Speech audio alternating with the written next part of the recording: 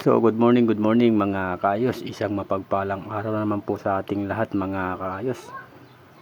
Ito nasa ah, aking shop na mini shop. Yan, so dito lang tayo sa bahay gumagawa ng mga cellphones na ipinapaayos po sa atin ng ating mga kaibigan. So dahil po sa kanilang tiwala, nagkaroon tayo ng mumunting mini shop, kumbaga tawagin sa bahay lang. So by the way mga kaayos, hindi ito yung ating topic. So ito yung ating topic mga kaayos. So bukod sa pagkukumpuni ko ng mga sirang mga unit or mga Android, so I'm still buying ng mga ganitong board. Sa madaling salita mga kaayos, bumibili po ako ng ganitong mga board tulad ng yung mga old model tulad nito mga kaayos. So kahit sira na mga kaayos, kahit wasak-wasak na, basta buo pa rin yung kanyang pinaka mainboard tulad nito mga kaayos.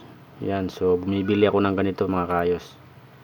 So usap lang tayo sa presyo kung meron kayong ganito. Mas marami, mas maganda mga kaayos, tulad ng mga old model. Tulad nito mga kaayos, Samsung. So ito yung pinaka old model. Ito yung mga Nokia. Yan, so bumibili ako nito mga kaayos. Yan. So medyo blurred yung ating camera. Ayusin po muna natin. I-focus natin. Yan. Yan, so ito mga kaayos.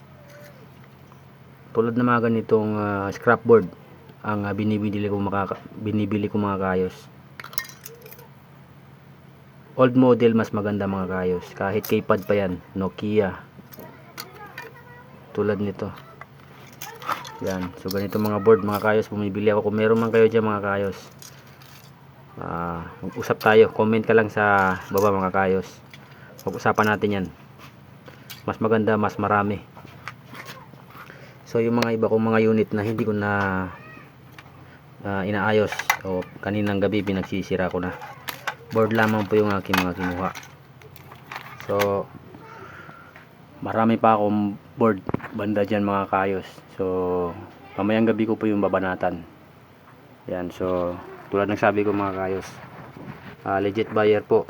Kung meron man kayo mga scrapboard tulad ng ganito mga kaayos, so comment ka lang sa baba ng video na to.